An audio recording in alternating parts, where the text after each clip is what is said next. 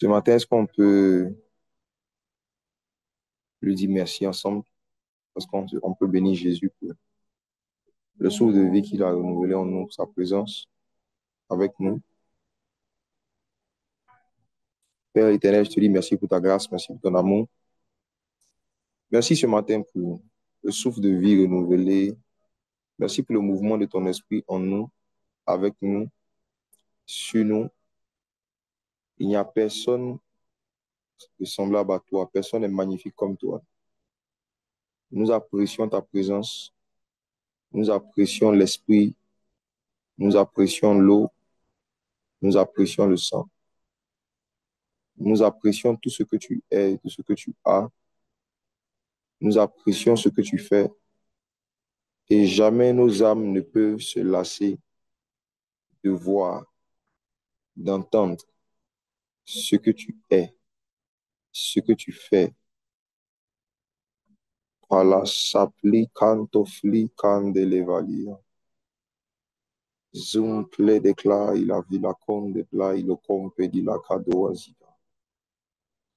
Jipranti clawan de la via conte pla i conda via. Ilon Chidiglai et Fom Patia Belakawan Taligos Tepalegon Tipla. Père éternel, je te recommande ces instants que nous allons passer dans les Écritures. Ouvre ta parole afin que nous puissions voir ta sagesse. Que ta sagesse pleuve ce matin. Que ta sagesse coule ce matin afin de rafraîchir nos âmes desséchées. Merci Père éternel Dieu. Bénis ces instants. Au nom de Jésus. Amen. Ce matin, nous allons dans le livre des Proverbes puiser quelques vérités, quelques paroles de sagesse, du moins. Je ne vais pas, je ne vais pas aller directement, commencer directement par un verset de Proverbe, comme je le fais habituellement, mais je vais commencer par un proverbe. Celui qui ne calcule pas bien n'ira pas loin. Celui qui ne calcule pas bien n'ira pas loin. Ce dicton est vrai, ce proverbe est vrai pour tous les domaines de la vie. Alors, prenons certains propos de notre Seigneur Jésus au sujet de notre thème principal. Le thème de ce matin, c'est Satan ne veut pas que tu calcules. Satan ne veut pas que tu calcules. Luc chapitre 14, versets 27 à 33. Allons-y. Et quiconque ne porte pas sa croix et ne me suit pas ne peut être mon disciple. Car lequel de vous, s'il veut bâtir une tour, ne s'assied d'abord pour calculer la dépense et voir s'il a de quoi la terminer. De peur qu'après avoir posé les fondements, il ne puisse l'achever et que tous ceux qui le verront ne se mettent à le railler en disant, cet homme a commencé à bâtir et il n'a pas pu achever. Ou quel roi, s'il va à la guerre, à un autre roi, ne s'assied d'abord pour examiner s'il peut, avec 10 000 hommes, marcher à la rencontre de celui qui vient l'attaquer avec 20 000. S'il Mhm. ne le peut, tandis que cet autre roi est encore loin, il lui envoie une ambassade pour demander la paix. Ainsi donc, quiconque d'entre vous ne renonce pas à tout ce qu'il possède ne peut être mon disciple. Amen. Amen. Je commence par le verset 27. Le Seigneur Jésus est en train de prêcher un jour et il dit à ses disciples que quiconque ne porte pas sa croix et ne me suit pas ne peut être mon disciple. Je vous pose une question. Au moment où le Seigneur Jésus tenait ses propos, est-ce que lui-même il était déjà allé à la croix? Est-ce que Jésus était déjà allé à la croix au moment où il disait aux gens de porter leur croix? Non. On est d'accord que non. Donc, le Seigneur Jésus, sachant très bien que l'œuvre de la croix n'a pas encore été faite, sachant très bien que lui-même, il n'a pas encore été crucifié, il dit que quiconque ne porte pas sa croix et ne le suit pas ne peut être son disciple. Or, quoique la croix, l'œuvre de la croix, n'avait pas encore été vécue par lui-même, il y avait déjà certains hommes qui étaient appelés ses disciples. Il y avait déjà certains hommes qui étaient appelés ses disciples. Cela veut dire que le concept de la croix n'a pas commencé à Golgotha. Le concept de la croix a commencé quand Jésus a commencé son ministère. Jésus lui-même n'a pas commencé à porter sa croix quand il allait à Gethsemane. Il a commencé à porter sa croix depuis qu'il était allé chez Jean-Baptiste pour être baptisé. Donc la croix, pour Christ, ce n'est pas d'abord un morceau de bois. La croix, c'est un style de vie. Ah. C'est un engagement que quelqu'un prend de devenir disciple de Jésus et de porter un ensemble de souffrances et de charges, un ensemble de contraintes qui sont rattachées au fait de devenir disciple de Jésus. La croix. Ah. Et Jésus dit que quiconque ne porte pas sa croix, il n'a pas dit quiconque ne porte pas ma croix. Cela veut dire qu'il y a la croix de Jésus, il y a ta croix à toi-même. Chacun a sa croix. Et dans le contexte de l'époque, la croix était un objet de torture. Ce n'était pas un bijou qu'on portait au cou. La croix était un instrument que ne pouvaient porter que les malfaiteurs, des gens qui étaient accusés d'avoir commis des crimes graves et qui étaient condamnés à mort. Donc, on prenait ces personnes, on mettait une croix sur leur dos pour ceux qui pouvaient le porter. Ceux qui ne pouvaient pas le porter, on les prenait directement, on les envoyait à Golgotha et on les crucifiait. Donc, si on voyait quelqu'un porter sa croix, c'est que cette personne partait mourir. Ah.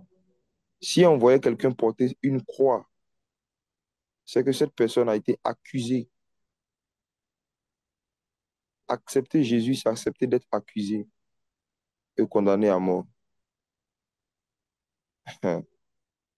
Accepter Jésus, c'est accepter d'avoir trahi Satan, d'avoir trahi le monde des ténèbres. Et donc, le monde des ténèbres décide de faire tout pour abréger ta vie sur la terre le plus rapidement possible. Et nous allons lire ça tout à l'heure quand nous allons évoluer. Et vous allez voir que la croix a la forme de deux symboles qui sont utilisés en mathématiques. La croix a premièrement la forme d'un plus. Et lorsque tu penches la croix a la forme d'un signe de multiplication. Ah. La croix a la forme d'un plus et la croix a la forme d'un signe de multiplication. Le Saint-Esprit était en train de montrer par là que décider de suivre Jésus et décider de porter sa croix, c'est décider de faire beaucoup de calculs. Hmm. Mais Satan ne veut pas que tu calcules. Satan ne veut pas que tu calcules. C'est mon thème de ce matin. Satan ne veut pas que nous calculons. Satan ne veut pas que nous soyons des personnes qui ont un signe d'addition et un signe de multiplication.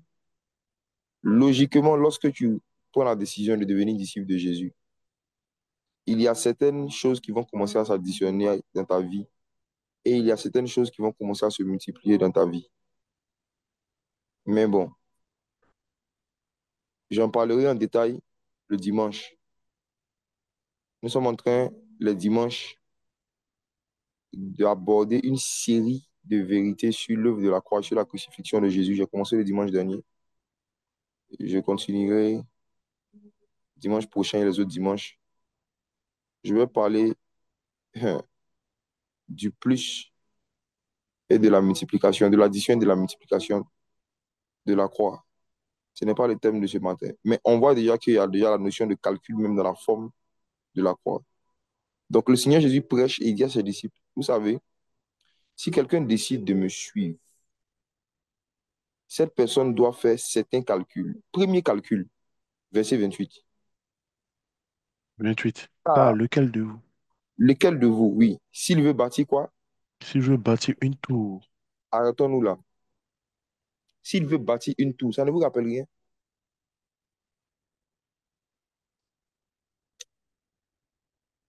Lequel de vous, s'il veut bâtir une tour, ne s'assied d'abord calculer? Jésus compare la décision de devenir son disciple à la même décision que les hommes avaient pris dans Genèse chapitre 11 de bâtir une tour.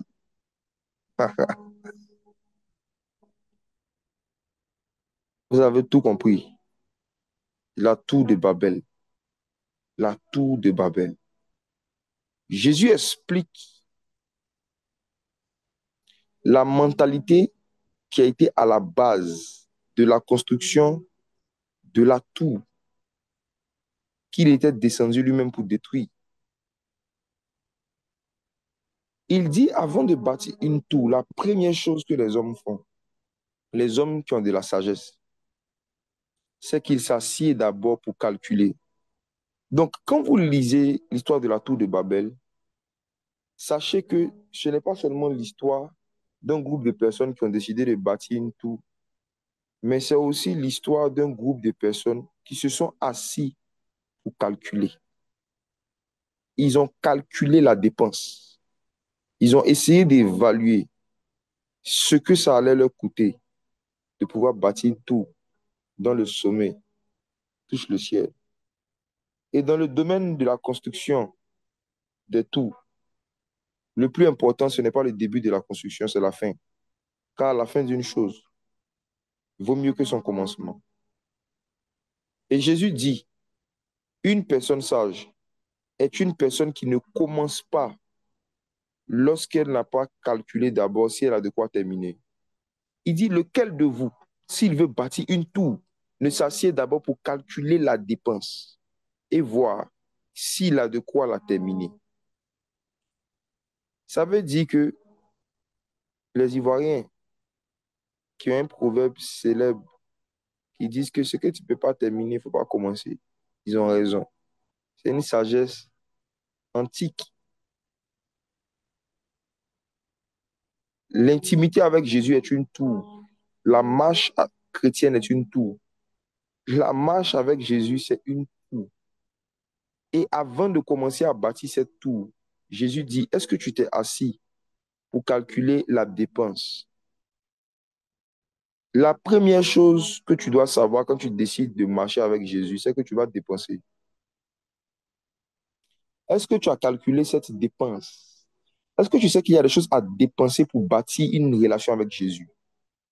On dépense pour devenir intime de Jésus. On dépense. Est-ce que tu t'es assis pour calculer la dépense de la vie chrétienne? Jésus donne le salut gratuitement. La réception du salut est gratuite, mais la conservation du salut est payante. La réception du salut ne va rien te coûter, mais la conservation du salut va te faire dépenser. Est-ce que tu t'es assis pour calculer la dépense? Tu vas dépenser quoi? La première chose qu'on dépense lorsqu'on décide de porter sa croix, c'est notre temps. La première chose qu'on va calculer, c'est le temps. Est-ce que tu t'es assis pour calculer le temps que doit te coûter l'apprentissage de la Bible? Est-ce que tu as calculé ça? Est-ce que tu t'es assis pour calculer le, ce que ça va te coûter d'apprendre à connaître les chapitres et les versets de la Bible, d'apprendre à savoir qui est Jésus? Est-ce que tu t'es assis pour calculer le nombre de temps que tu es censé passer par jour à lire un livre ou à écouter une prédication? ou à lire ta Bible, mais dans tous les cas, à être en contact d'une façon ou d'une autre avec la parole de Dieu. Est-ce que tu t'es assis pour calculer la dépense? L'autre chose que nous dépensons lorsqu'on décide de devenir des disciples de Jésus, c'est notre énergie. Est-ce que tu t'es assis pour calculer la dépense? Ce que tu dois, ce dont tu as besoin en termes de force. Parce que le plus grand commandement, c'est tu aimeras le Seigneur ton Dieu de tout ton cœur, de toutes tes forces. Est-ce que tu as calculé, tu t'es regardé et tu as vu que tu as assez de force pour prier longtemps?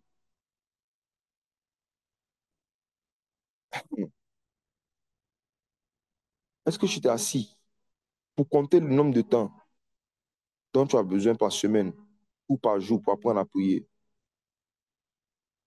Est-ce que tu calcules le temps que tu passes devant la télévision et le temps que tu passes devant la Bible? Est-ce que tu calcules? Est-ce que tu calcules le temps que tu passes sur les réseaux sociaux? Le temps que tu passes juste à scroller, à ne rien regarder de pertinent? Et le temps que tu passes à prier et à parler en langue? Est-ce que tu calcules? Est-ce que tu calcules ce que ça va te coûter? Est-ce que tu as calculé ce que ça allait te coûter de persévérer dans la communion fraternelle, d'être régulier dans une église? Est-ce que tu calcules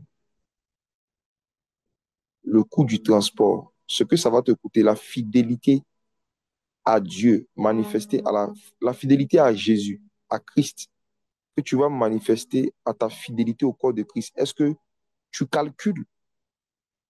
Beaucoup de personnes parfois intègrent des églises et prennent des engagements d'appartenir à tel ou tel département sans calculer la dépense de ce que ça va leur coûter, le transport pour venir aux réunions, aux répétitions.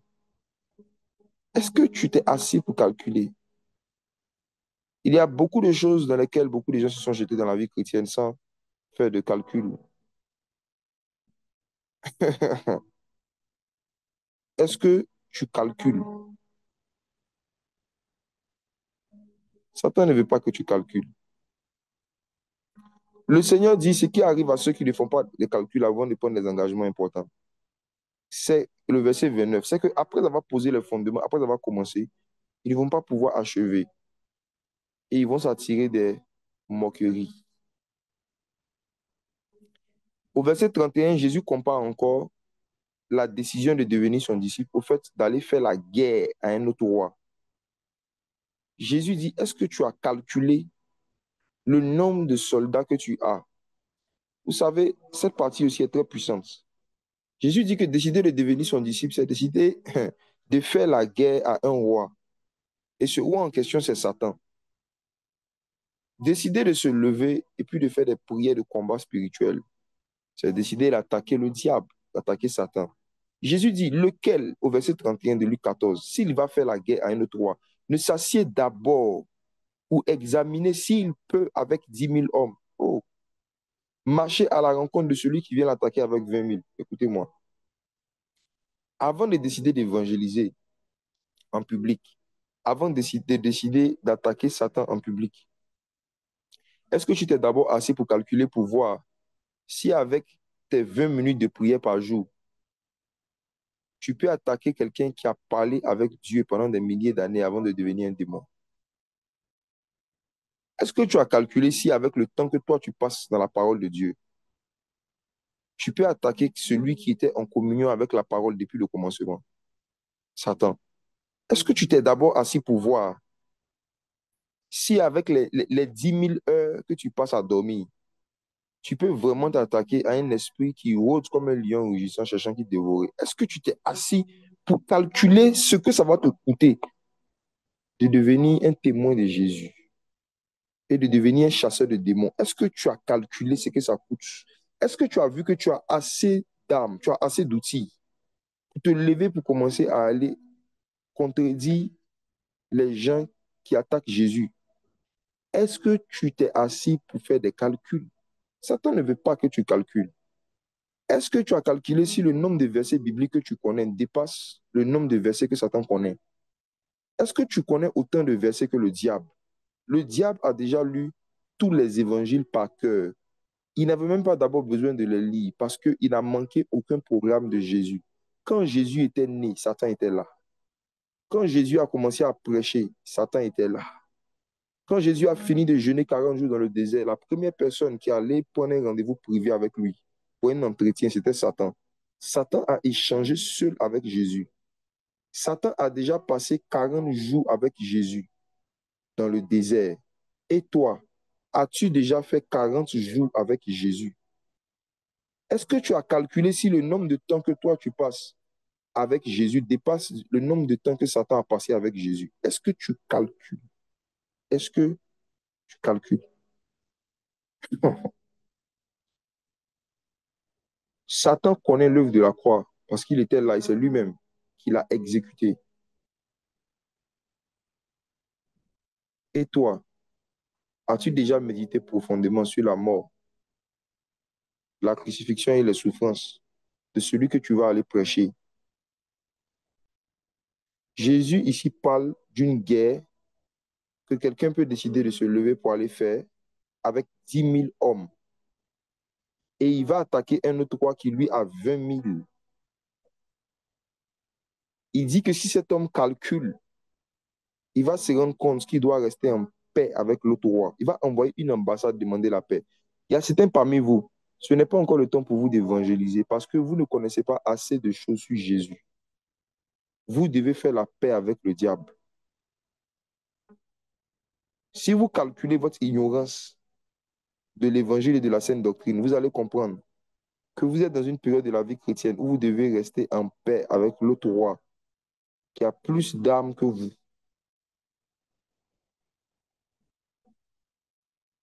Ah. Quand Jésus est né, il n'a pas commencé dès sa naissance à commencer à prêcher et à attaquer le diable. Jésus est resté en paix pendant 30 ans avec Satan.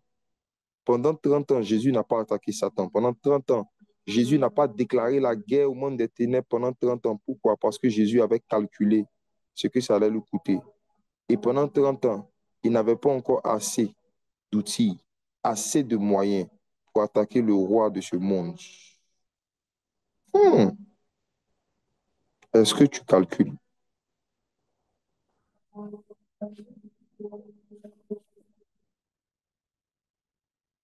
Voici, il y a trois choses à calculer pour rester longtemps dans l'intimité avec Christ et pour garder l'onction pendant longtemps. Trois choses principales que tu dois calculer régulièrement. Trois choses. Première chose, ton temps libre. Éphésiens chapitre 5, verset 16. Tu dois calculer ton temps libre et tu dois maîtriser chaque journée. C'est-à-dire aujourd'hui, pendant que tu m'écoutes, si on te demande aujourd'hui, tu auras combien de temps libre dans les 24 heures, tu auras combien d'heures libres? Est-ce que tu sais? Juste, je prends juste la journée d'aujourd'hui. De 5 heures jusqu'à 18 heures, tu as combien de temps libre? Est-ce que tu as calculé? Est-ce que tu calcules ton temps libre? Éphésiens 5, verset 16, lisons. Éphésiens 5, le verset 16. Rachetez le temps, car Un, les jours sont mauvais. racheter le temps. Vous savez, racheter, c'est acheter deux fois. Hmm. Racheter quelque chose signifie que la chose appartient déjà à quelqu'un. Et il faut que la chose change de propriétaire. Si Dieu dit de racheter le temps, ça veut dire que le temps a été acheté par quelqu'un. Il y a quelqu'un qui actuellement est propriétaire du temps. Et c'est lui qui gère le temps des hommes sur la terre. Oh. Le temps est esclave de quelqu'un. Le temps est captif de quelqu'un.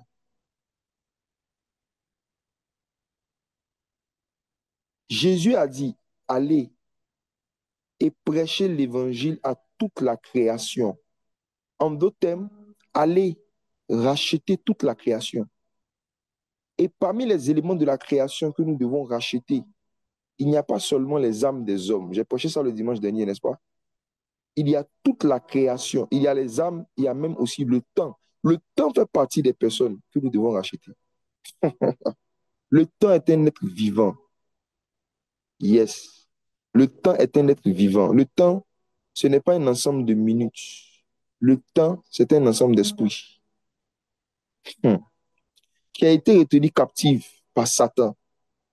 Satan est devenu malheureusement le maître du temps de beaucoup d'êtres humains sur la terre.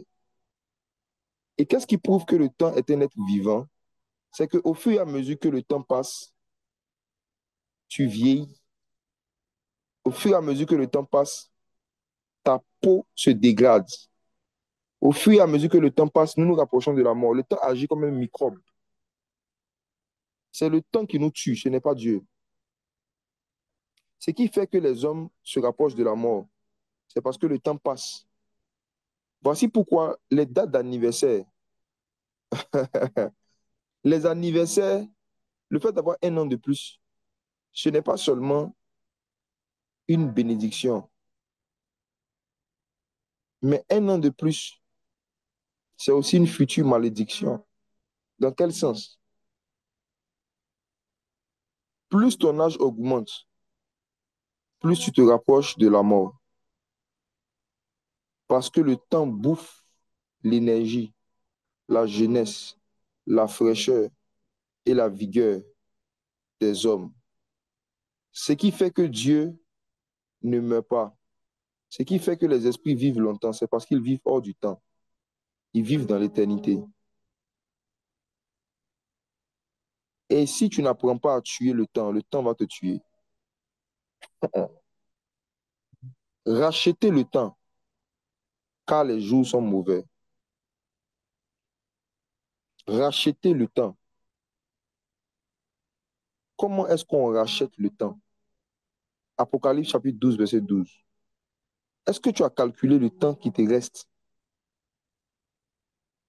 en termes de temps libre pour faire tout ce que tu dois faire sur la terre? Apocalypse 12, verset 12. Apocalypse 12, verset 12.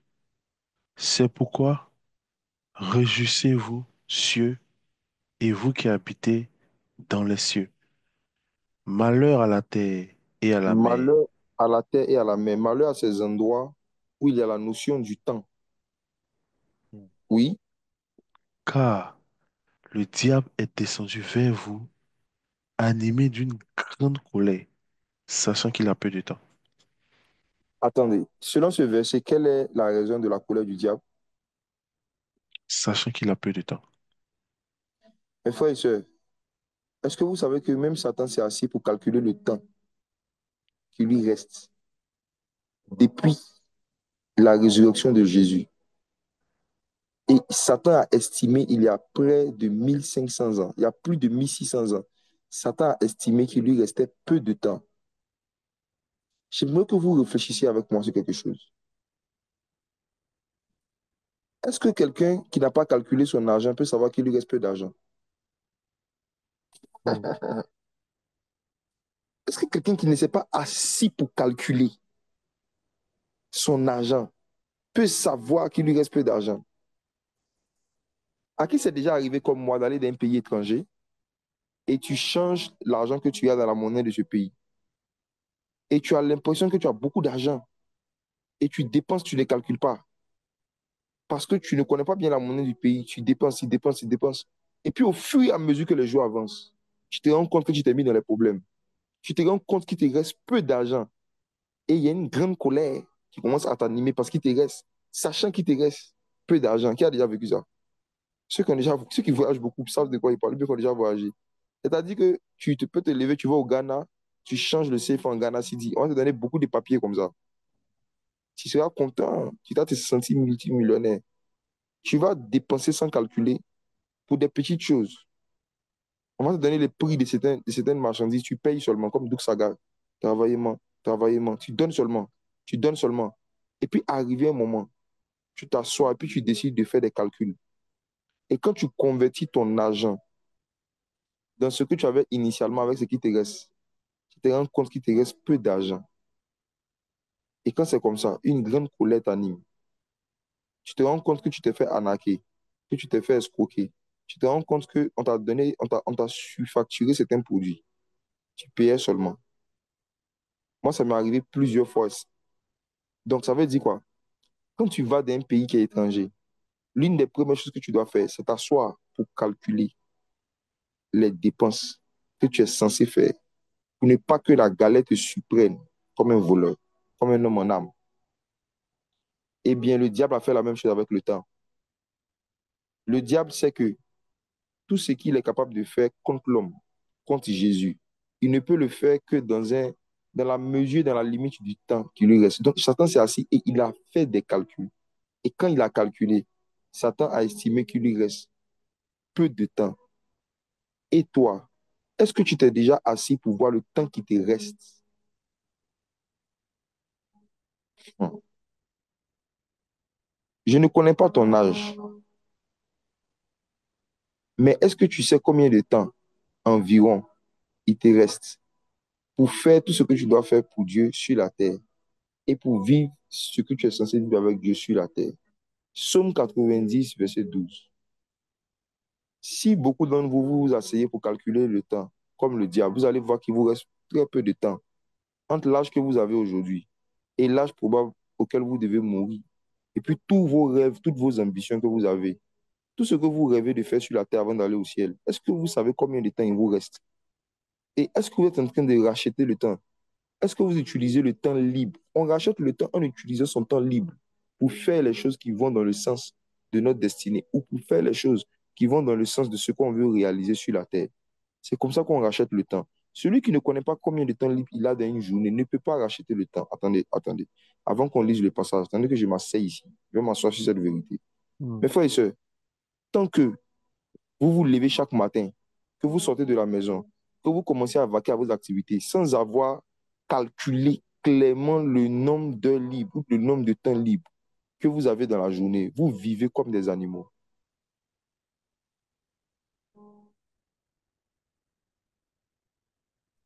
Dans la création, la partie des êtres vivants qui respirent, qui mangent, mais qui n'ont pas de montre, ce sont les animaux. Ceux et celles qui font les choses sans tenir compte du temps, sans calculer le temps, ce sont les animaux. Les moutons, les chiens, les magouillas ne calculent pas le temps libre qu'ils ont en journée. Un homme spirituel, sa particularité, c'est sa connaissance du temps et sa notion du temps. Tu as combien de temps libre cette journée? C'est parce que tu ne connais pas combien de temps libre que tu as dans la journée que Satan peut envoyer n'importe qui pour perdre ton temps. Satan peut envoyer n'importe qui pour pouvoir te mettre dans n'importe quelle conversation. Tu ne sais même pas combien de temps tu devrais accorder aux personnes qui viennent parler avec toi ou bien qui viennent te solliciter pour des choses qui n'ont rien à voir avec ton travail, avec ta destinée, avec ta relation avec Dieu. Tu accordes beaucoup de temps à beaucoup de choses inutiles parce que tu ne sais pas qu'il te reste peu de temps. Et tu ne sais pas qu'il te reste peu de temps parce que tu ne calcules pas ton temps. Satan ne veut pas que chaque jour tu sois conscient du nombre de temps libre que tu es censé avoir.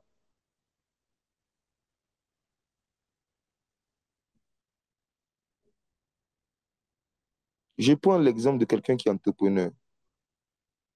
Si tu t'assois pour regarder le nombre de choses qui manquent dans ton entreprise, si tu t'assois pour regarder le nombre de compétences qui te manquent pour que tu puisses atteindre tes objectifs commerciaux de ce mois, tu vas te rendre compte que, par exemple, tu dois suivre peut-être 3, 4 formations. Et si tu dois suivre les 4 formations, chaque formation, le volume horaire, c'est 40 heures. Si tu t'assois pour calculer, tu vas te rendre compte que si tu dois vraiment poursuivre tes objectifs en te formant, dans la journée, tu n'as que 2 heures de temps libre. Et si tu as seulement 2 heures de temps libre, qu'il y a 50 personnes qui disent qu'elles veulent te parler la même journée, tu vas te rendre compte que parmi ces 50 personnes, il y a 45 qui sont envoyées par le diable pour te perdre le temps. La plupart des gens qui sont envoyés par le diable pour gaspiller notre temps ne savent pas qu'ils sont envoyés par le diable. Quand le Saint-Esprit utilise un homme, il le sait. Mais quand le diable utilise quelqu'un, il ne sait pas.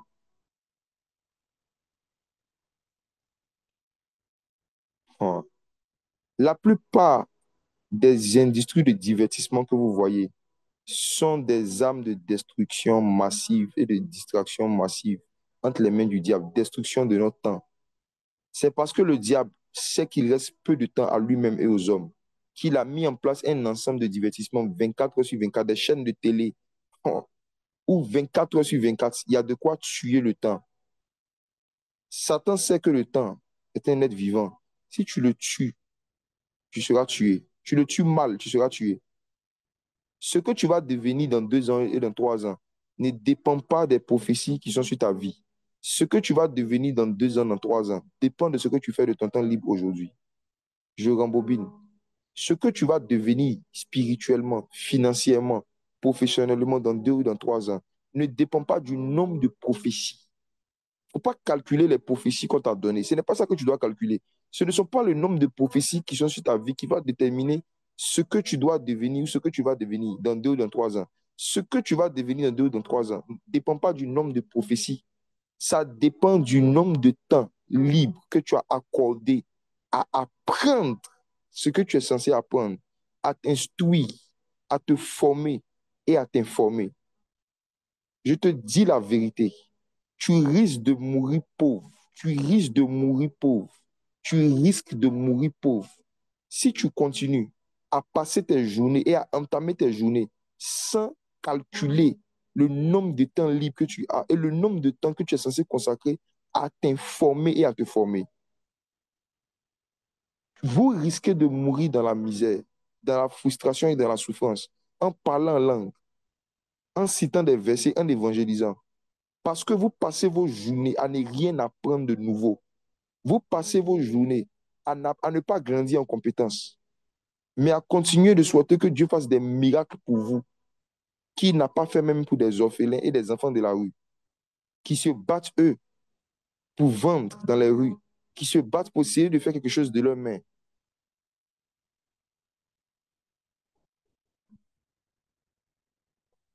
Si aujourd'hui, Emmanuel, je te prophétise que Dieu dit que tu seras un puissant docteur, médecin, qui va soigner des milliers de personnes.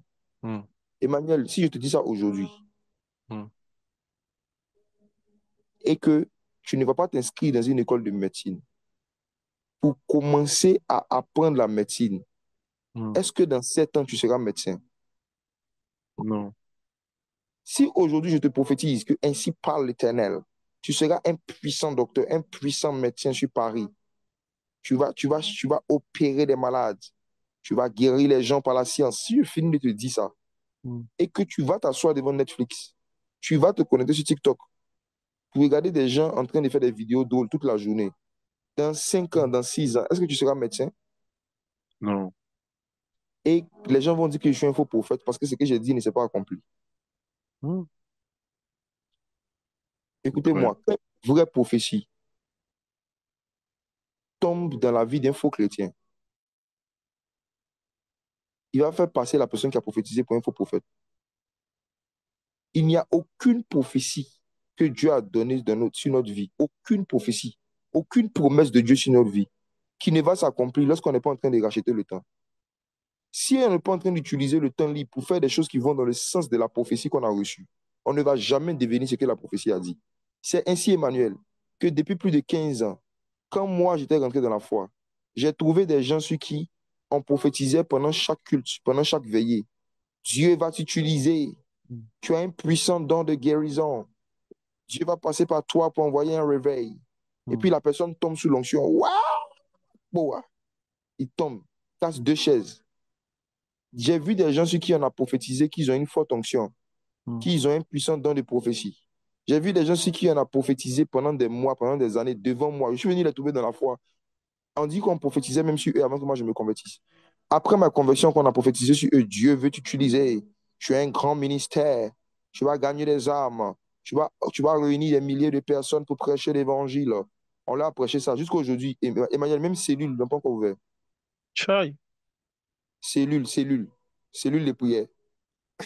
Ah, même cellule de Incroyable. prière, 10 personnes, ils n'ont pas encore ouvert. Jusqu'à aujourd'hui, ils n'ont même pas encore baptisé 10 personnes. Le nombre de personnes qu'ils ont menées à Jésus qui ont été baptisées n'arrive pas à 10. Et on continue de leur prophétiser les mêmes choses et ils ont le courage de tomber encore sous l'onction. Ils ne se sont pas assis pour calculer leur âge dans la foi et le nombre de prophéties qu'on leur a données. Voici pourquoi quand on prophétise encore, ils ont la force de tomber. Ils continuent de tomber. Écoutez-moi, Peu importe le nombre de prophéties qu'on va te donner sur ta vie, peu importe le nombre de fois où on va te prier pour toi pour que tu reçoives l'onction, tant que tu ne veux pas t'asseoir pour calculer ton temps libre et ce que tu fais de ton temps libre, et voir si tu es en train d'utiliser ton temps libre pour te préparer à devenir le prédicateur qu'on t'a prophétisé que tu dois devenir. Si tu ne t'assois pas pour identifier ton temps libre chaque journée et consacrer une partie de ce temps à commencer à apprendre ce que tu es censé apprendre pour devenir la chantre que Dieu t'a montré que tu seras, tu ne vas jamais, jamais, jamais, jamais expérimenter ces prophéties. Dieu ne se sent pas obligé de faire ce qu'il veut faire pour quelqu'un qui ne se sent pas obligé de faire ce qu'il doit faire. Je rembobine. Dieu ne se sent pas obligé de faire ce qu'il veut faire pour quelqu'un qui ne se sent pas obligé de faire ce qu'il doit faire. À chaque fois que Dieu te donne une prophétie, il vient de te donner une responsabilité. À chaque fois qu'il vient te donner une prophétie, il vient te donner une responsabilité. Et la responsabilité que Dieu te donne, c'est de commencer à te préparer et à t'apprêter pour vivre ce qu'il veut te faire vivre. Lequel parmi vous, s'il est fiancé, les frères, qui dit à ta fiancée, ce soir, je vais t'emmener, par exemple, au Sofitel, dans un restaurant du Sofitel Ivoire, pour manger. Je viens à 19h. Et supposons qu'à 19h, tu viens et tu trouves ta fiancée, ou bien tu trouves ta chérie là, elle a attaché un pagne multicolore, vert, rouge, marron. Elle est pieds nus. Elle ne sait pas brosser les cheveux. Hmm? Hmm. Elle a mis un foulard vert sur sa tête. Et puis elle a porté, et puis elle te repied, et puis elle s'en va porter des tapettes rouges. Hmm. Et elle te dit, allons au Sofitel. Emmanuel, tu vas partir avec elle? Non. Pourquoi? Tu l'aimes. Est-ce que ce n'est pas elle? Est-ce que ce n'est pas ta fiancée? C'est elle. Hmm. Estelle, oui, c'est elle. Mais pourquoi est-ce que tu ne veux pas la prendre dans cet état? Parce que pour pouvoir l'envoyer où tu veux l'envoyer, il y a un aspect dans lequel elle doit se mettre elle-même. Elle doit My God. s'apprêter, elle doit Hmm. se préparer, elle doit se mettre dans un certain état. Tu ne Hmm. vas pas accepter de la prendre comme ça pour l'envoyer où tu lui avais prophétisé que tu allais l'envoyer. Tu sais pourquoi? Parce Hmm. qu'elle n'est pas habillée, elle est déguisée. Hmm. Au lieu de s'habiller, elle se déguise. À cause du fait qu'elle ne s'est pas habillée en fonction de l'endroit où tu veux l'envoyer, tu ne vas pas l'envoyer là-bas. Pourquoi? Parce que si tu l'envoies là-bas, dans cet état, avec ce déguisement que j'ai décrit, elle va t'envoyer la honte. Et voici pourquoi beaucoup parmi nous, Jésus ne vous a pas encore envoyé. Beaucoup parmi vous, Jésus ne vous a pas encore envoyé. Où il voulait vous envoyer, financièrement, spirituellement, socialement. Il ne vous a pas encore envoyé parce que vous n'êtes pas en train d'utiliser votre temps libre pour vous apprêter. Vous n'êtes pas prêt à aller dans la dimension que Jésus veut vous envoyer. Pourquoi vous n'êtes pas prêt? Vous n'utilisez pas votre temps libre pour vous former. Vous n'avez pas calculé le temps que vous devez consacrer à vous former et à vous informer. Hmm. Moi, un jour, en 2014, un missionnaire coréen était venu en Côte d'Ivoire à une conférence dans l'église où j'étais. Il prêchait et pendant qu'il prêchait, il a posé une question biblique, je ne me souviens plus laquelle. C'était une conférence à la base pour les pasteurs et tout. Moi, je n'étais pas pasteur à l'époque, mais j'étais venu m'infiltrer là-bas juste pour écouter. Et la question qu'il a posée, personne n'avait la réponse. Moi, pour moi, la réponse était tellement évidente parce que j'avais déjà lu le verset, en fait. Je ne sais plus c'était quoi. En tout cas, j'ai levé la main comme personne ne répondait. Parmi tous les grands hommes de Dieu qui étaient là, qui ont fait les lourdes écoles théologiques. J'ai Hmm. levé la main, j'ai donné la réponse. Et quand j'ai donné la réponse, le monsieur, le missionnaire, je me souviens, il m'a demandé de me lever, je me suis levé. Et il a dit que, à cause de la réponse que tu donnes, je prophétise que tu vas devenir l'un des plus grands enseignants de la Côte d'Ivoire. Moi, quand il m'a dit ça, j'ai dit, pardon, moi, enseignant, qu'il me laisse. À l'époque, j'étais étudiant en marketing. Il a dit qu'il me laisse, dans terminer ma licence, je crois. Il a dit, pendant qu'il n'a qu'à me laisser partir à l'école. Quand il a fini d'avoir mon diplôme et puis mon argent, on va voir le reste là. Je suis un chrétien ordinaire, je suis un simple frère. Mais quand je suis parti, après qu'il ait dit ça, j'ai fait un songe. Et dans le songe, je me suis vu en train d'enseigner la Bible devant des milliers de personnes. Ce que je vis aujourd'hui, j'avais vu ça en rêve. Un programme, il y avait plus de 2000 3000 personnes. J'étais en train de parler. Quand je me suis levé, vous savez ce que j'ai décidé de faire? C'est là que j'ai décidé que je ne vais pas faire un mois sans lire un livre. Parce que si je dois parler à des milliers de personnes régulièrement, si je dois enseigner, il faut que j'ai beaucoup de connaissances. Or, mon niveau d'ignorance de l'époque de la Bible, j'ai calculé, je me suis assis pour calculer combien de versets je connais par cœur. Combien de... Quels sont les éléments de la saine doctrine que je connais, que je ne connais pas? Est-ce que je connais les prophéties bibliques? Quand j'entends, par exemple, l'expression Armageddon, est-ce que je sais ce que c'est? Quand j'entends enlèvement, est-ce que je sais ce que c'est? Quand j'entends le millénium, est-ce que je sais c'est quoi le millénium? J'ai commencé à me rendre compte qu'il y a beaucoup de notions de la Bible que j'entends mais que je ne maîtrise pas. Je ne peux pas les expliquer avec des versets. Il faut que je sois capable de les expliquer. Et c'est comme ça que j'ai commencé à m'apprêter. Vous voyez, n'enviez pas la position et la fonction de quelqu'un si vous ne connaissez pas le temps Hmm. qu'il a consacré à se préparer. Il y a des femmes qui veulent être belles, mais qui ne veulent pas prendre le temps de se pomader. Est-ce qu'il peut parler un peu ce matin? Avance. Il y a des femmes qui voient, qui envient le teint de certaines femmes. Mais le temps qu'on prend pour faire soin des visages, le temps qu'elles prennent pour se pomader, là, elles ne veulent pas prendre ce temps-là. Il y a des femmes qui ont des coiffures très archaïques, très étranges et très bizarres parce qu'elles disent que faire une coiffure en bonne et due forme, ça prend du temps. Elles n'ont pas le temps. Voici pourquoi elles sont toujours à des êtres étranges. Dans chaque domaine de la vie, on ne peut pas atteindre un certain niveau d'éclat si on ne consacre pas un certain minimum de temps à la chose dans laquelle on veut briller. Personne ne brille dans un domaine auquel il n'a pas consacré beaucoup de temps. Tu ne peux même pas être brillant à l'école. Tu ne peux pas être brillant dans les études. Tu ne peux pas être brillant spirituellement. Tu ne peux pas être brillant dans la prédication des Écritures. Si tu n'as pas consacré beaucoup de temps à te préparer, à te perfectionner.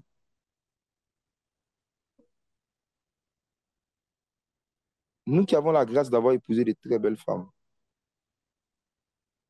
si on doit sortir à 19 heures, on les informe qu'il faut que au plus tard 17 heures ou 18 heures, 17 heures soit prête. Parce que tu sais que mettre sa beauté en valeur ou la faire sortir pour une femme surtout, ça prend du temps. Hmm.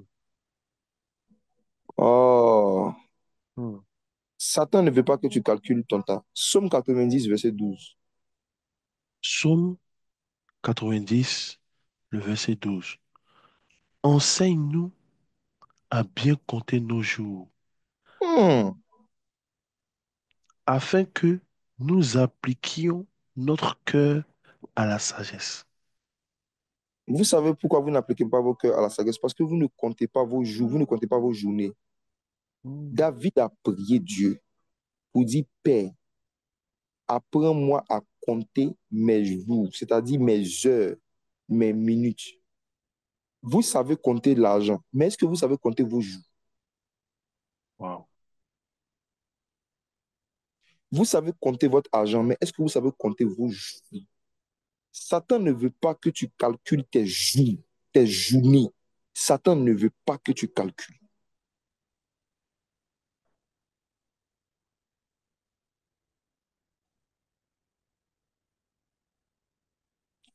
Pourquoi plus les gens deviennent élevés socialement, professionnellement, et plus ils ont du temps à conserver une vie de prière?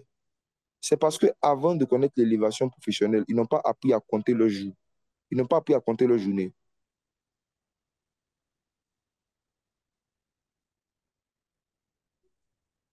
Si vous n'avez pas d'emploi du temps, Chaque jour, Satan va vous en donner un.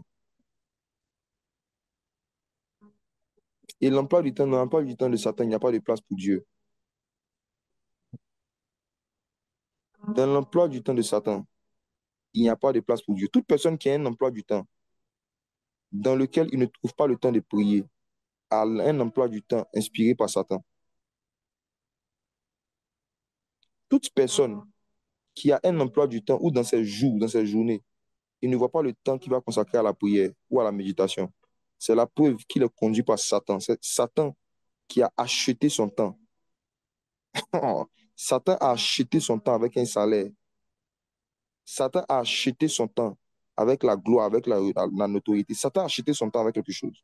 Au point où il n'a pas de temps accordé à Dieu. Apprends-nous à bien compter nos jours. Mm. La deuxième chose que tu dois apprendre, que Satan ne veut pas que tu calcules, c'est ton âge et ton niveau de réalisation dans la vie. Satan ne veut pas que tu calcules ton âge et puis les choses que tu as déjà accomplies à cet âge. Satan ne veut pas que tu calcules. Satan sait que ce qui t'assoit pour calculer ton âge et pour essayer de calculer qu'est-ce que tu as accompli, qu'est-ce que tu as réalisé dans ta vie à cet âge. Tu vas vivre un réveil.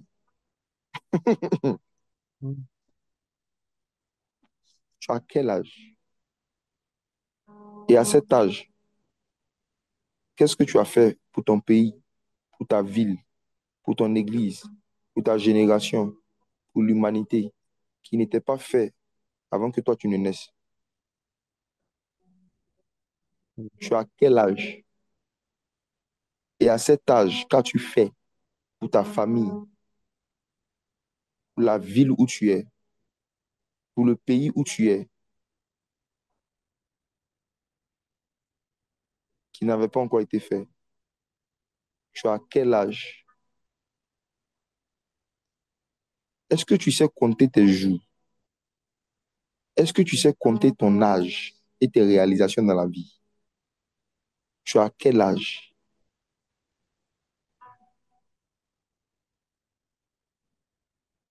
Il y en a ici.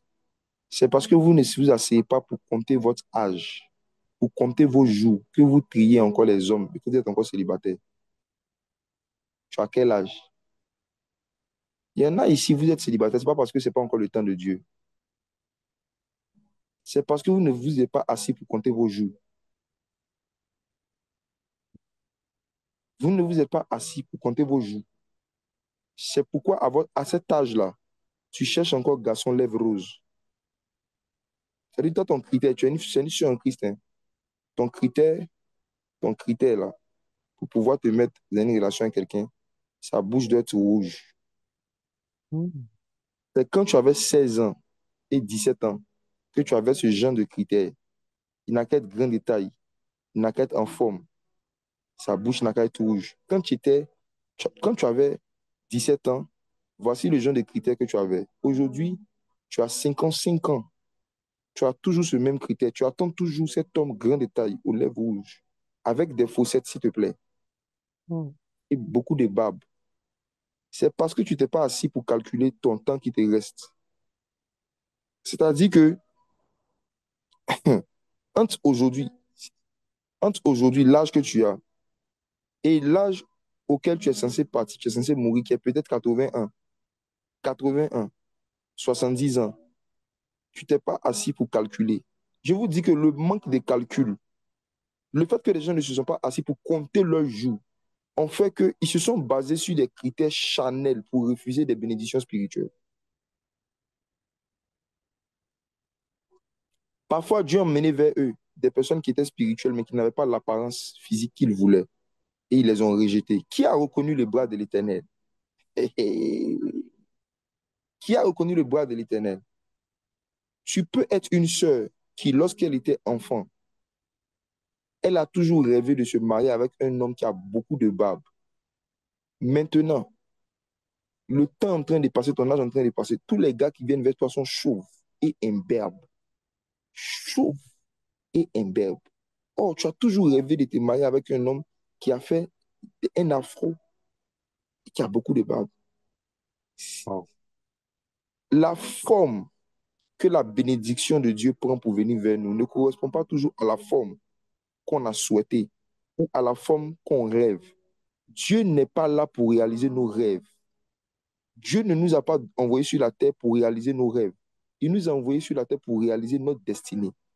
Et il se peut que certains aspects de notre destinée ne correspondent pas à nos rêves. Et parfois, à force d'attendre l'homme de tes rêves, tu es en train d'avoir une vie qui ne fait pas rêver. Wow.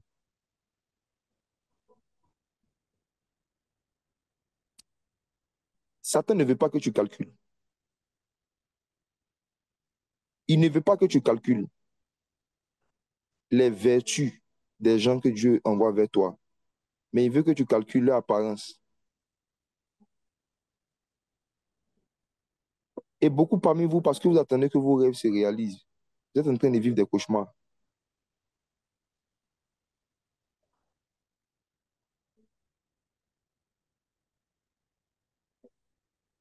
Toi, tu es un frère, tu sais bien que actuellement, tu n'as rien. Socialement, financièrement, tu te débrouilles. Mais c'est toi, tu dis non, moi, je veux une femme qui est claire, qui a ventre plat. Ventre plat. Ventre Incroyable. plat. Le type de plat qu'il faut manger. Le type de plat qu'une femme doit manger pour que son ventre reste plat. Toi, ton argent peut payer ça. Toi, le type de plat que ton argent peut payer, les plats Cali 800, les plats de spaghetti 400, gaba 1000 francs, ça, là, ça peut garder le ventre de quelqu'un plat. Ça veut dire que même si Dieu te donne une femme qui a l'apparence physique que tu recherches, ton niveau social actuellement va détruire son apparence là. Est-ce que tu calcules tout ça? Est-ce que tu t'es assis pour calculer ce que ça coûte que d'entretenir une femme claire? Les pommades que tu dois payer pour que son teint reste comme il était avant que tu ailles la prendre chez ses parents. Est-ce que tu as calculé tout ça? Est-ce que tu calcules?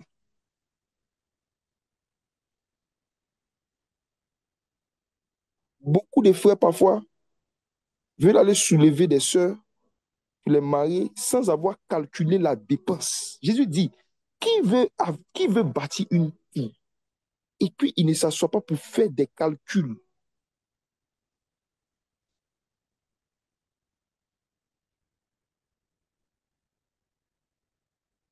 Ton argent ne peut pas l'entretenir. La sœur commence à désirer certaines choses. Il dit, elle est matérialiste. Elle est Hmm. matérialiste. Elle est matérialiste. Son propre papa qui l'a éduquée, son propre papa qui a payé ses études, qui l'a élevée depuis qu'elle est petite, ne lui a jamais dit qu'elle est matérialiste. Pourquoi? Parce qu'il a les moyens de s'occuper d'elle. Quand c'est parce que tu n'as pas l'argent que tu trouves qu'elle a trop de désirs, ce n'est pas elle qui a beaucoup de désirs, c'est toi qui n'as pas beaucoup d'argent. Au lieu de t'asseoir pour calculer le nombre d'activités commerciales que tu dois mettre en place, le nombre de business que tu dois faire pour entretenir cette femme qui est la fille de quelqu'un que le papa arrivait à entretenir sans problème, tu l'accuses d'être matérialiste.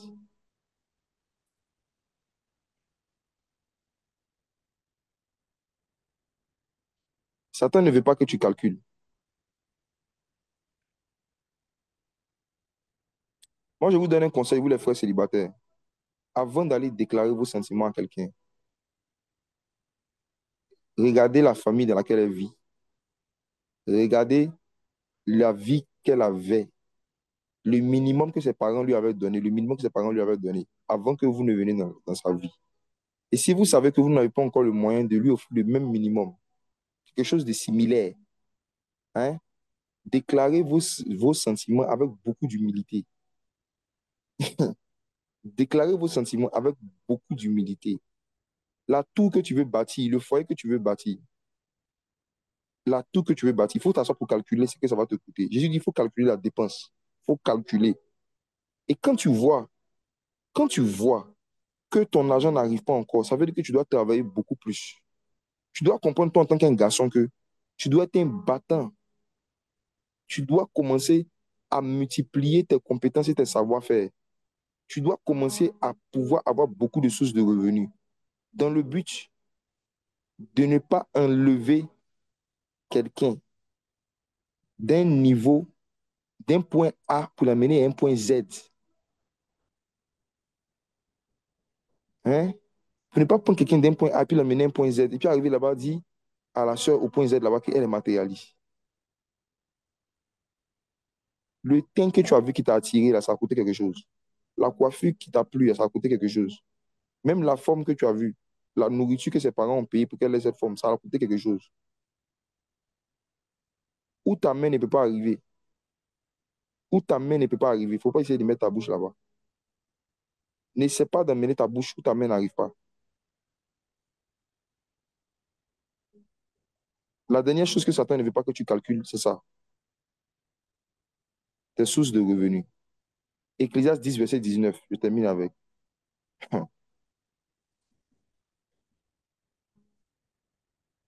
Ecclésiaste 10, verset 19. On fait des repas pour se divertir. Le vin rend la vie joyeuse et l'argent répond à tout. Qu'est-ce qui répond à tout? L'argent répond à tout. Qu'est-ce qui répond à tout? L'argent. Emmanuel, je te pose une Hmm, question. hmm. Est-ce que toi, tu as réponse à tout? Non, Est-ce que tu connais un être humain qui peut répondre à tout? non. L'argent est plus intelligent que toi et que moi. Incroyable. L'argent est plus intelligent que ChatGPT. Hey, Il n'y a pas une réponse que l'argent n'a pas.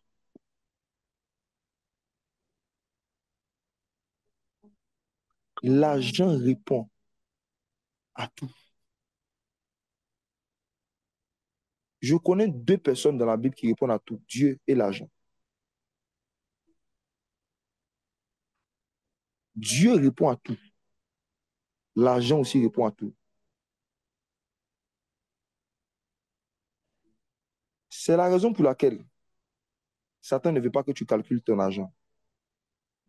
Parce que Satan ne veut pas que tu sois capable de répondre à tout.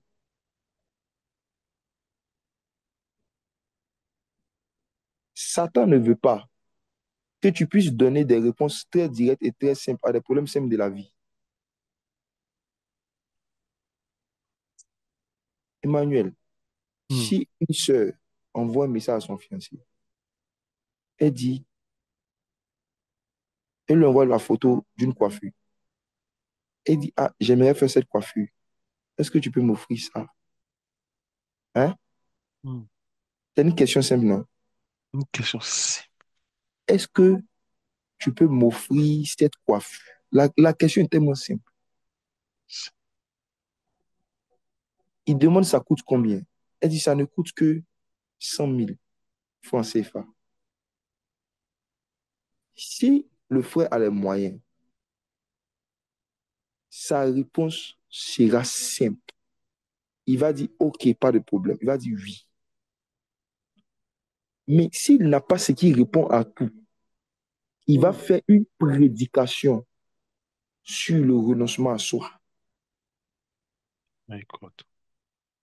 Il va commencer à faire une dissertation remplie de réma sur l'importance de renoncer à soi-même. Il va montrer le verset du livre de Jean, chapitre 6, où Jésus a dit, la chair ne sert à rien, c'est Hmm, l'esprit qui vivifie. Il va commencer à donner beaucoup de réponses qui n'ont rien à voir avec la question simple que la sœur a posée. Pourquoi? Parce qu'il n'a pas la réponse.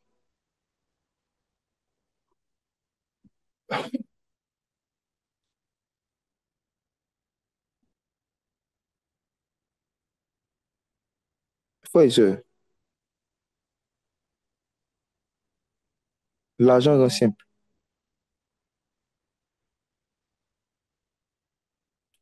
Plus quelqu'un a un mauvais rapport avec l'argent, une mauvaise conception de l'argent, plus Satan va réussir à convaincre quelqu'un qui n'a pas besoin d'argent, un chrétien, Satan ne veut pas que tu calcules. Si Satan réussit à te convaincre que tu n'as pas besoin de beaucoup d'argent, ou tu n'as pas besoin d'argent, tu sais ce qui va t'arriver?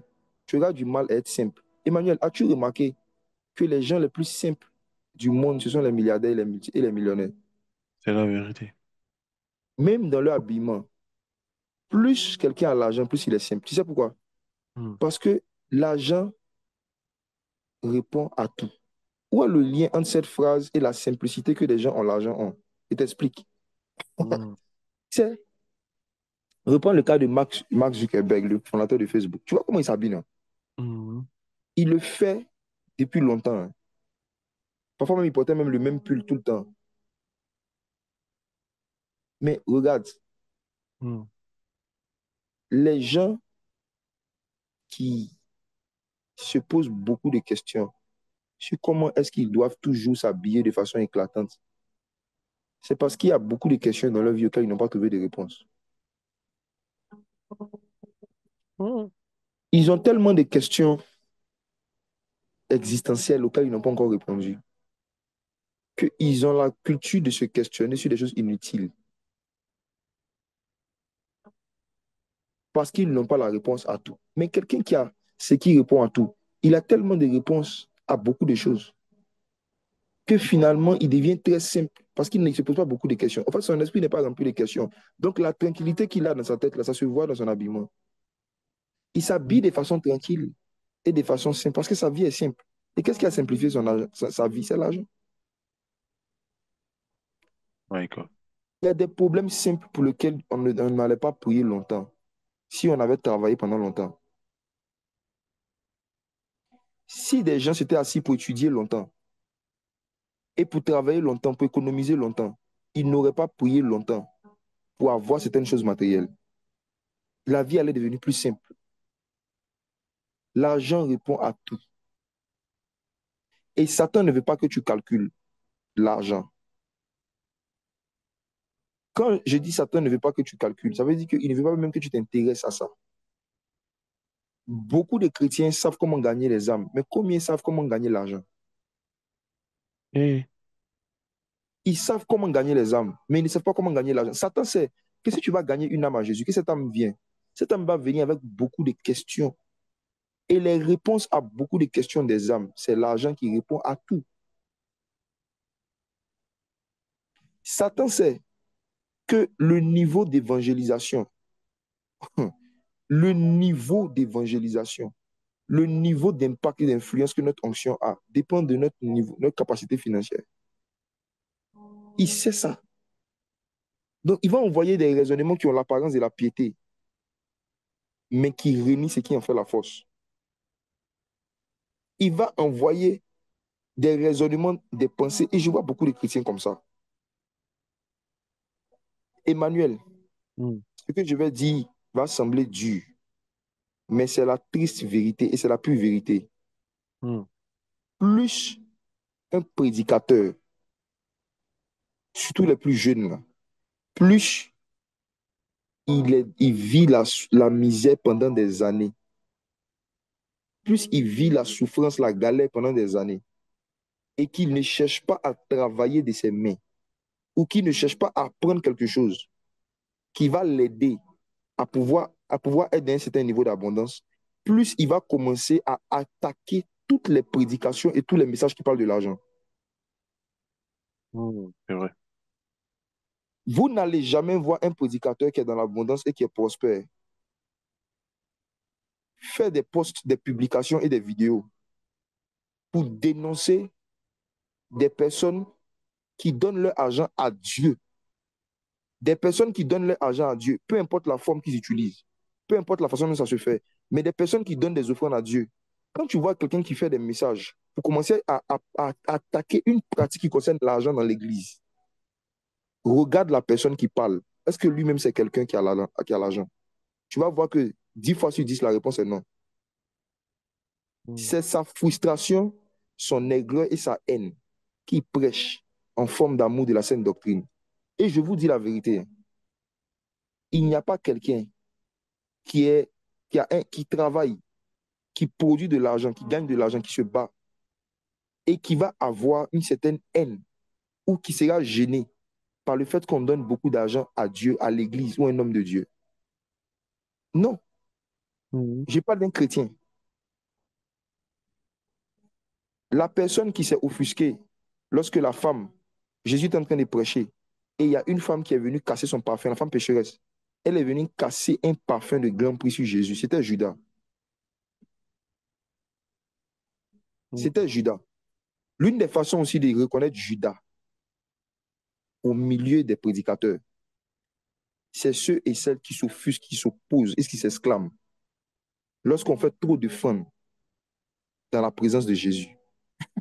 Ouais, L'esprit de Judas ne supporte pas qu'on fasse beaucoup d'offrandes dans un lieu où Jésus est présent. L'esprit de Judas. Et vous allez voir que les Judas, leur particularité, c'est des gens qui eux-mêmes sont très pauvres, en train de lutter avec des choses basiques de la vie. Parce que Satan les a eus. Satan les a fait tomber dans un piège. Oh, excusez-moi, je vais répondre à quelqu'un en commentaire. Tu me dis 7 offrandes dans un seul culte. Ok. Il y a certaines églises qui font 7 offrandes dans un culte. Mais la question que moi je te pose, est-ce qu'on met un pistolet sur la tête de quelqu'un pendant les 7 offrandes? Emmanuel, tu as déjà vu une église où il y a 7 offrandes et à chacune des 7 offrandes, mhm. on dit celui qui ne donne pas, on lui tire une balle dans la tête? Non, Est-ce j'ai qu'on pas menace entendu. les gens pour venir donner? Non. Est-ce que aussi on fait un reproche aux personnes parce qu'ils ne sont pas levés 7 fois? Mhm. Même si on met 15 offrandes dans un culte, est-ce que c'est 15 fois, 15 offrandes forcées? Est-ce qu'on oblige quelqu'un à faire quelque chose? Non. Ce raisonnement même que nous avions à l'époque, moi je suis sorti de ça, que vous avez, j'ai dit ça vient de Satan. L'offrande là, c'est à qui on donne? C'est pas à Dieu. Mhm. Emmanuel, si on décide d'offrir 7 prières par jour à Dieu, est-ce que c'est mauvais? Jamais.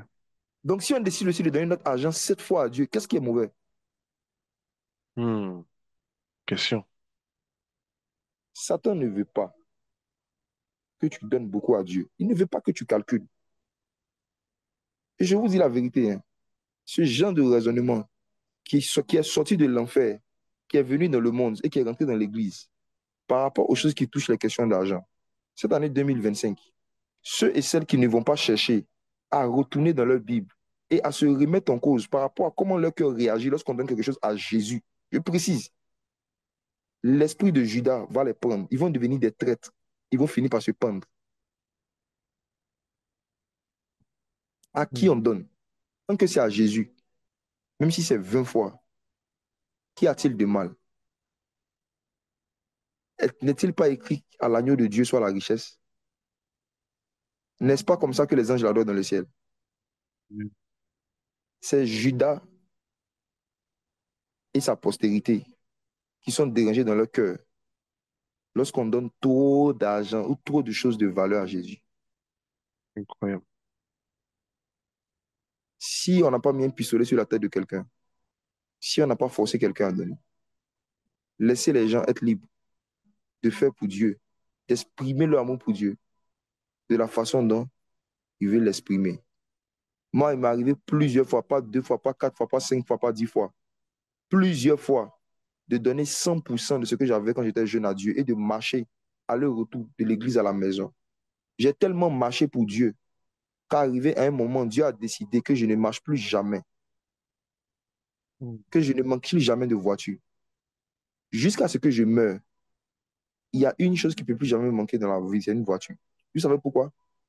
Parce qu'il y a un principe spirituel, c'est que lorsque tu as fait certains sacrifices pour Dieu, à un certain niveau, arrivé à un moment, Dieu décide lui-même de devenir pour toi la chose que tu lui as donnée.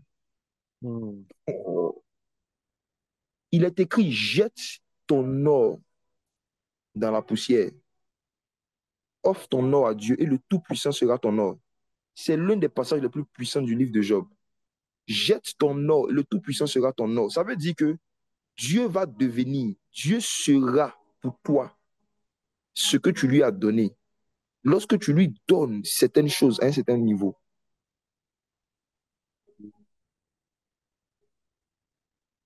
la première fois où j'ai pris ma voiture, à l'époque quand j'avais une seule voiture, j'ai donné ma voiture en offrande à Dieu. et je marchais, ou je prenais les taxis, je prenais les transports en commun avec ma femme. On a offert notre voiture à Dieu. J'ai déjà fait ça. Quand j'ai fait ça, d'un songe, j'ai vu un homme qui m'a dit, à cause du fait que tu as donné à Dieu ce qui te permettait de te déplacer vite physiquement, à partir d'aujourd'hui, tu vas prendre de la vitesse dans le monde des esprits. Et c'est quand je me suis réveillé, j'ai commencé à prophétiser à une vitesse. J'ai commencé à me déplacer dans le monde des esprits à une vitesse que je ne connaissais pas. Je pouvais recevoir parfois 10 prophéties ou 10 visions en une minute, au point où même des chrétiens étaient scandalisés et se demandaient comment est-ce que tu peux dire en, en 30 secondes, j'ai eu 10 visions. C'est parce que le Tout-Puissant est devenu ma voiture. Ah, Hmm. Satan ne veut pas que tu donnes beaucoup à Dieu, les choses matérielles. Voici pourquoi il va emmener des raisonnements, des enseignements, des prédications. Il va susciter des hommes et des femmes pour vous dire que il ne faut pas trop donner tout ce que vous avez à Dieu. Emmanuel, Hmm. est-ce que tu peux lire Luc chapitre 14, verset 33? Luc chapitre 14, 33. Ainsi donc, quiconque d'entre vous ne renonce pas à tout ce qu'il possède ne peut être mon disciple. Tcha! Ne renonce pas à quoi? Tout ce qu'il possède. Mes frères et sœurs, Hmm. Moïse a prêché la dîme. Moïse prêchait de donner 10%. Jésus prêchait de donner 100%. Si vous êtes fâché, changez de royaume. Dieu. Le jeune homme riche qui s'est approché de Jésus, c'est justement parce qu'il raisonnait comme beaucoup d'évangéliques aujourd'hui, qui n'a pas pu devenir son disciple. Ce verset n'est pas plus clair. Il n'y a pas de verset plus clair que Luc 14, verset 33. Celui qui a renoncé à tout ce qu'il possède, vraiment de tout son cœur, ne peut pas être dérangé dans son cœur. Lorsque quelqu'un est en train de prêcher, qui doit donner tout ce qui est sur lui. Parce Hmm. qu'il sait que tout ce qui est sur lui ne lui appartient plus. Il a renoncé à tout ce qu'il possède. Quand on va aux toilettes pour aller déféquer, on renonce au caca. Hmm. Voici pourquoi, si quelqu'un vient nous prêcher que nous devons donner, si quelqu'un vient te dire que tu dois donner tous tes excréments, là, tu ne vas pas te fâcher.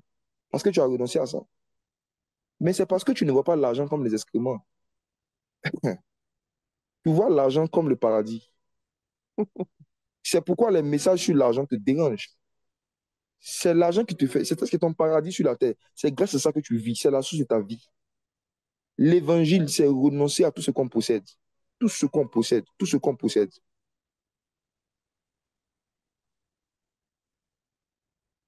Cette année, Emmanuel, je pense qu'on va perdre beaucoup d'amis.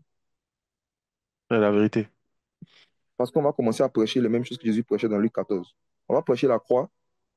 Et quand Jésus a fini de prêcher la croix, il a prêché sur le renoncement à tout ce qu'on possède. C'est le même, c'est dit que c'est le même, c'est la même prédication. Hmm. Porte ta croix, renonce à tout ton argent, et puis on continue le chemin. Tout est bien Hmm. matériel. Tout. Pas 10%. Amen. Tout. Tout. C'est ce que pratiquaient les premiers disciples dans le livre des Actes. La Bible dit que les gens vendaient tout ce qu'ils avaient. Et ils ne partaient pas déposer ça aux pieds des veuves. Ils déposaient ça aux pieds des apôtres. Wow. Ce sont les apôtres qui redistribuaient selon les besoins de chacun. Satan ne veut pas que tu calcules. La croix, là, c'est pas seulement renoncer au péché, c'est aussi renoncer à ses propriétés. Et c'est parce qu'on n'a plus ce genre de disciples, c'est devenu rare d'avoir ce genre de disciples. C'est devenu rare d'avoir ce genre de disciples qui peuvent obéir à ce genre d'instructions qui viennent de Jésus. Ce n'est pas un homme de Dieu qui te dit de le faire. C'est-à-dire le Saint-Esprit peut te demander, tu donnes la possibilité au Saint-Esprit de te dire, de donner tout ce que tu possèdes un jour. Il ne va pas te dire de faire ça chaque mois ou chaque année, mais au moins une fois dans ta vie, tu dois avoir fait cette expérience où tu as donné tout à Dieu et tu t'es débrouillé.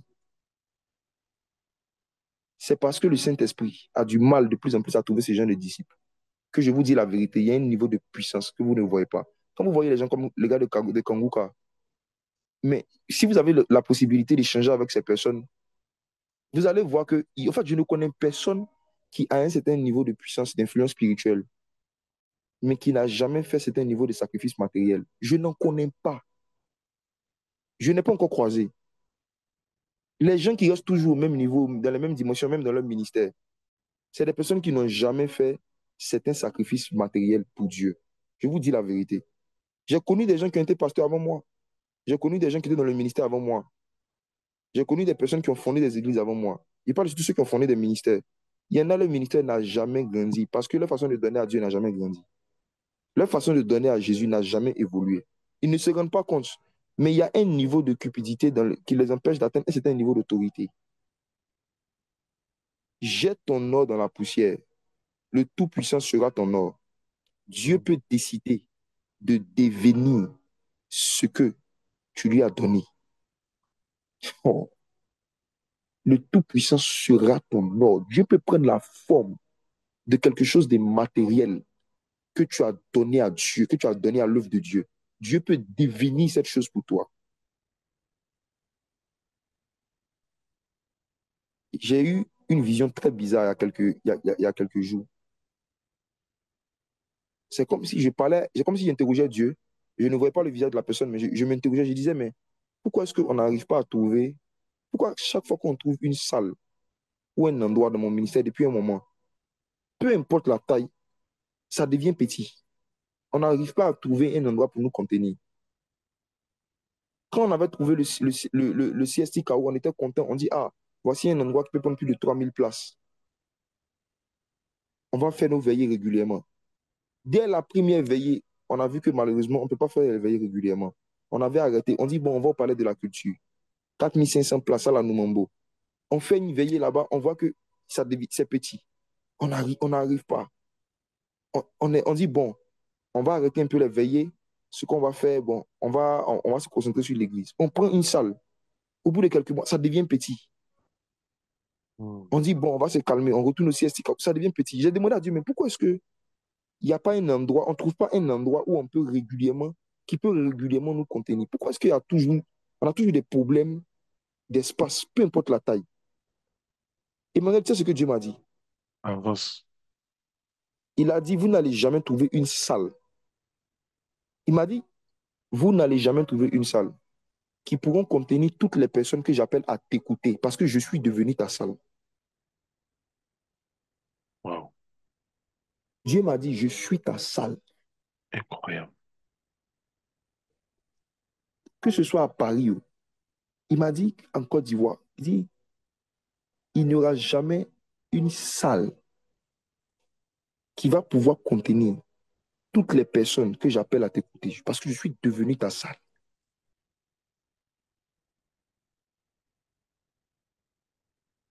Je demande au Seigneur, pourquoi est-ce que tu es devenu ma salle? Pendant qu'il me parle, je me rappelle d'un passage dans l'Apocalypse qui dit que à la fin du monde, il n'y aura plus de temple parce que Dieu lui-même sera le temple. Tu te rappelles du verset là? Mhm. C'est Dieu lui-même qui sera le temple. Parce qu'il n'y aura pas un temple qui pourra contenir tous ces milliards d'âmes qui ont été rachetées. Il n'y aura pas. Dieu lui-même sera obligé de devenir un temple pour qu'on puisse continuer le culte dans l'éternité. Parce que même le temple qui est au ciel de la Nouvelle Jérusalem céleste va devenir petit. Dieu lui-même sera le temple. Et je demande au Seigneur, mais pourquoi moi?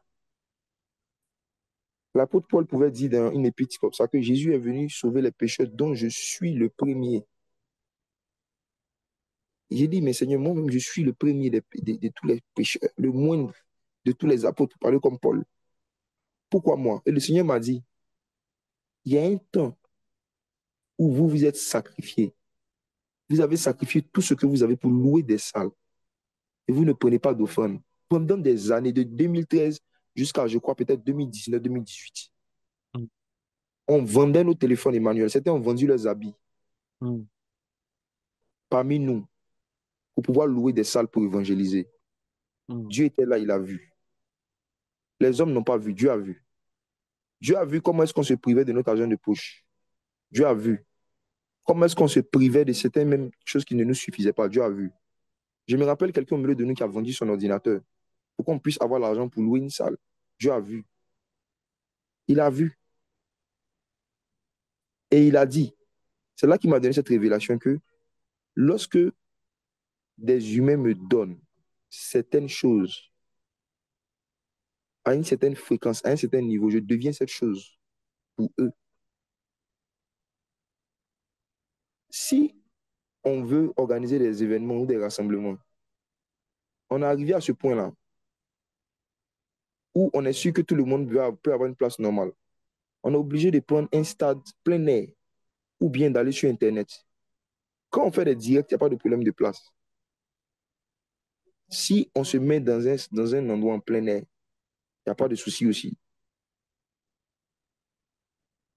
Mais il y a malheureusement des fondateurs de ministères qui ne vont jamais connaître cette joie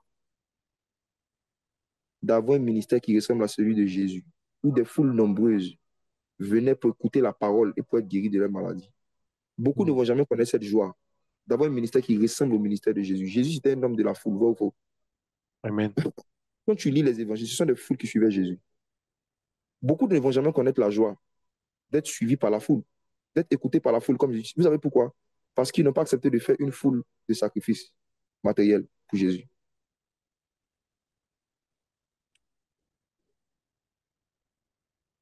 Emmanuel, Oui, papa. c'est toujours une foule de quelque chose qui fait descendre Dieu. Hmm. Pourquoi Dieu est descendu à Sodome et Gomorrhe? Parce qu'il dit que leurs péchés se sont accumulés jusqu'aux cieux. Hmm. Même pour que Dieu descende pour détruire Sodome, il fallait qu'il fasse une foule de sodomie. Hmm. C'est une foule, c'est une multiplication de quelque chose qui fait descendre Dieu. Si les habitants de Sodome et Gomorrhe n'avaient pas péché au point de faire une foule de péchés, Dieu n'allait pas descendre pour les détruire. Et de la même façon, si Corneille n'avait pas fait une foule d'aumônes et d'offrandes, Dieu n'allait pas descendre pour le bénir. Hmm. L'ange de Dieu lui a dit, Corneille, tes prières et tes aumônes, on dit qu'il faisait beaucoup d'aumônes. J'étais en train de méditer ça encore hier. Il faisait beaucoup d'aumônes, il faisait beaucoup d'aumônes. Et malgré qu'il n'avait pas encore reçu Jésus, un ange est descendu. Regarde Acte 10, verset 4. Est-ce que tu peux dire ça rapidement, Emmanuel? Oui. Vous ne voulez pas faire monter vos biens matériels sur l'autel, mais vous voulez que Dieu descende. Wow. Acte Acte 10, 10, verset 4. verset 4. Oui. 4. Les regards fixés sur lui et saisi d'effroi, il répondit, qu'est-ce, Seigneur? Et l'ange lui dit, tes prières et tes aumônes sont montées devant Dieu et il s'en est souvenu. Tes prières et tes aumônes sont montées devant Dieu et il s'en est souvenu. Regarde le verset 2. On dit quoi? Le verset 2. Cet homme était pieux et craignait Dieu avec toute sa maison. Il faisait beaucoup d'aumônes au peuple et priait Dieu continuellement. Il faisait beaucoup d'aumônes. Hmm. L'ange lui dit, tes prières et tes aumônes sont montées devant Dieu et il s'en est souvenu. Ce que je m'apporte à dire est lourd. Avance, En prophète. fait, à partir de ce verset et de beaucoup d'autres dans ma Bible, j'ai découvert que Dieu ne se souvient pas des prières. Dieu oublie les paroles, mais il se rappelle des dons. Dieu s'est souvenu des aumônes. Dieu oublie les paroles des hommes, mais il se rappelle de leurs actions. Dieu oublie les paroles, mais il se rappelle des actes. Dieu oublie les discours, il se rappelle des actes. Quand tu pries là, tes prières, c'est bien, mais Dieu se souvient des dons. Voici pourquoi, dans Matthieu, Marc, Luc et Jean, Jésus a prêché, il a été crucifié, il est monté au ciel et il a annoncé la venue d'un nouveau consolateur. Et quand la nouvelle alliance devait commencer, le premier livre qui explique la venue du Saint-Esprit et le commencement de l'Église, Ce livre ne s'appelle pas discours. Ce livre s'appelle actes. Actes. Les actes. Et quand vous lisez les actes, vous voyez que la cupidité avait été crucifiée dans l'église primitive.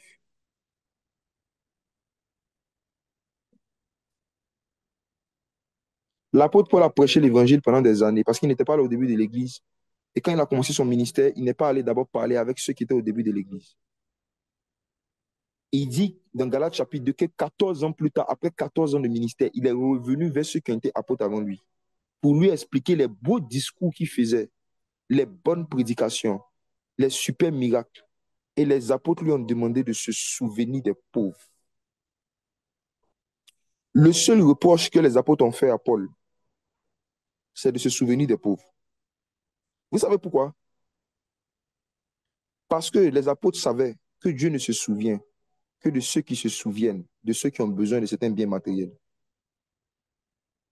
Paul risquait d'être oublié par Dieu s'il n'avait pas eu la grâce d'avoir quelqu'un qui va lui dire, souviens-toi des pauvres.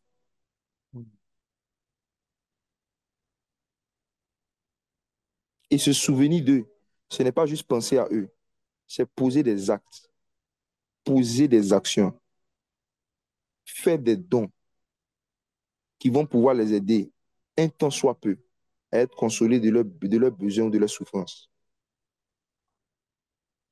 Satan ne veut pas que tu calcules tout ça pour devenir disciple de Jésus. Je prie pour toi ce matin, qui a écouté cette matinale qui, je crois, est la matinale la plus longue de toute l'histoire des matinales. Que le Saint-Esprit, cette année 2025, te donne un cœur de disciple qui a renoncé à tout ce qu'il possède, qui porte sa croix pour suivre Jésus. Que tu ne sois jamais cité parmi la catégorie des disciples qui sont comme Judas, qui s'offusquent, qui s'irritent et qui s'énervent lorsqu'on fait trop d'offrandes, trop de dons à Jésus ou dans un endroit où il y a la présence de Jésus. Que l'esprit de Judas ne t'atteigne point. Garde ton cœur plus que tout. Garde ton cœur plus que tout. Que tout message, tout conseil qui va venir susciter dans ton cœur une gêne, une irritation ou une colère par rapport au fait qu'une femme pécheresse donne trop de choses de valeur à Jésus, que l'esprit de Judas s'éloigne de toi. Que tu aies l'esprit des disciples qui renoncent à tout ce qu'ils possèdent pour suivre Jésus. Que Dieu vous bénisse abondamment.